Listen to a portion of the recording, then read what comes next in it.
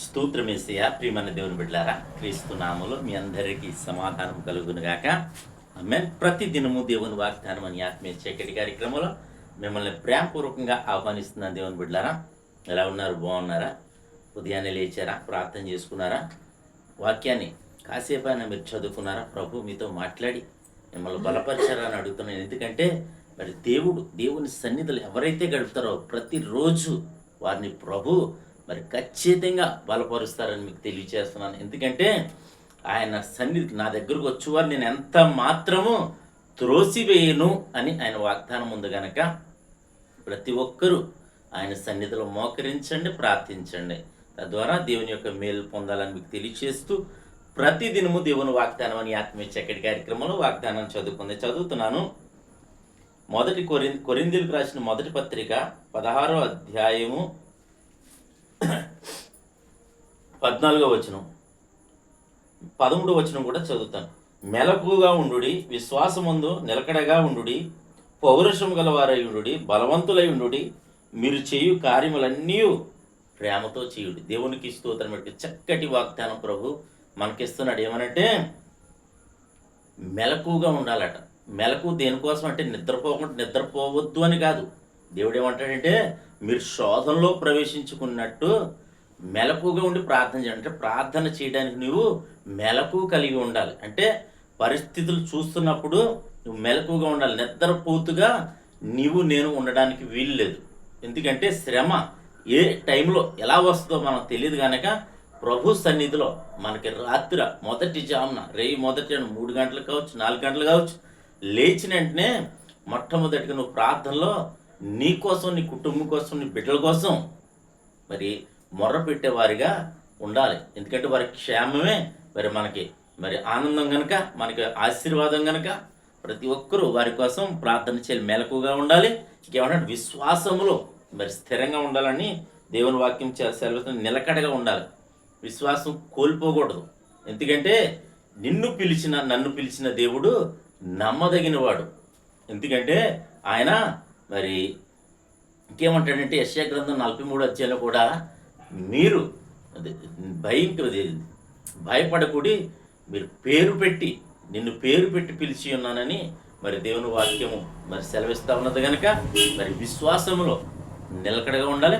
ఇంకా పౌరుషం గలవారమై ఉండాలి దేవుని అంత. ఎందుకంటే నువ్వు క్రీస్తు బిడ్డవు. పౌరుషం అంటే మరి వాళ్ళతో గొడవపడమని కాదు, కానీ నీ భక్తి విషయంలో రోషం కలిగి, పౌరుషం కలిగి మరి స్థిరంగా ఉండాలని దేవుని వాక్యం సెలవిస్తుంది కనుక మరి కిందకి వెళ్తే బలవంతులై ఉండాలంటే దేవుని వాక్యంతో నువ్వు బలం పొందుకోవాలి. దేవునికి స్తోత్రం. దేవుని వాక్యం అట నరాల్లోకి వెళ్ళి బలాన్ని ఇస్తుందట. మరొక చోట రాసి ఉంటుంది.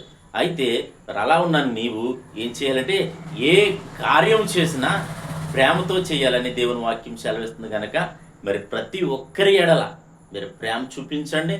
మరి దేవుడు క్రీస్తు ప్రేమ ఉన్నాడు కనుక మరి క్రీస్తుని నమ్మిన మనం మరి ప్రేమ చూపించాలి అని మరి దేవుని వాక్యం సెలవిస్తుంది కనుక ప్రతి ఒక్కరి ఎడల ప్రేమ, దయ, జాలి మీరు కలిగి జీవించాలని మీ అందరికీ తెలియచేస్తూ తద్వారా దేవుని యొక్క దీవెనలు పొందాలని, పరిస్థితి ఏదైనానూ సరే భయపడకుండా దాన్ని విశ్వాసంతో ఎదుర్కోవాలని మీకు తెలియచేస్తూ, ప్రార్థనతో ఎదుర్కోవాలని తెలియజేస్తూ దేవుడి మాటలు దీవించునుగాక.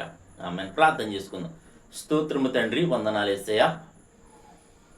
ప్రతి దినము దేవుని వాగ్దానం అని ఆత్మీయ చక్కటి కార్యక్రమంలో తండ్రి మీరు ఇస్తున్న వాగ్దానం బట్టి స్తోత్రాలు. ఎంతమంది ప్రజలు యూట్యూబ్ ద్వారా, షేర్ చాట్ ద్వారా, ఫేస్బుక్ ద్వారా ఈ రోడ్డు మార్గం వెళ్తూ చదువుతున్నారో తండ్రి, వారందరి జీవితాలు ఈ వాగ్దానం నెరవేర్చండి ప్రభా. ప్రతి ఒక్కరిని నీ విశ్వాసంలో నిలకడగా ఉండడానికి సహాయం చేయండి. బలవంతులై భక్తిలో పౌరుషం గలవారే ఉండడానికి సహాయం చేయమని. అలాగే తండ్రి నీ బిడ్డలు ఏ కార్యములు చేసిన ప్రభా ప్రేమతో నీ యొక్క ప్రేమను ప్రకటించే విధంగా చేయడానికి కృపను గ్రహించమని, తోడేండమని, దీవించమని, రోగులు ఎవరైనా ఉంటే స్వస్థపరచమని. అలాగే ప్రభా అనేక మంది బేదలు ఉంటా ఉన్నారు ప్రభా, బేదల్ని కూడా ఆదరించండి ప్రభా. రోడ్డు ప్లక్కల వారిని ప్రభా అనేక రకాలుగా ప్రభా పడి ఉండున్న పరిస్థితుల్లో మతి స్థిమితం లేని బిడ్డల్ని మీరు కనికరించండి. అందరినీ కృపతో నింపి వారికి తగిన ఆహారాన్ని, ఆరోగ్యాన్ని మీరు దయచేయండి.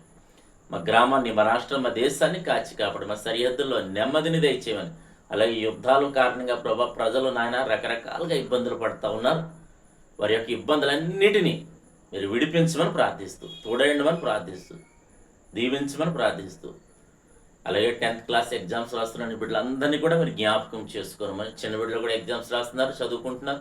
ప్రతి ఒక్కరికి జ్ఞాపశక్తిని మీరు దయచేయమని, ఈ దినం నీ బిడ్డ చేయ ప్రయాణాల ప్రయత్నాలు రాకపోగలో తోడైండి మీరే మహిమ పొందమని, ఈ దినం ఎవరైతే పెళ్లి రోజు కానీ పుట్టినరోజు కానీ జరిపించిన బిడ్డలందరికీ క్షేమాన్ని సమాధానాన్ని ఈ సంవత్సరం అంతా నీ యొక్క దీవెన నాయన కనుదృష్టిని బిడ్డలపై ఉంచమని యేసుక్రీస్తు నాలుగు ప్రార్థన అడుగుచున్నాము తండ్రి, ఆమేన్.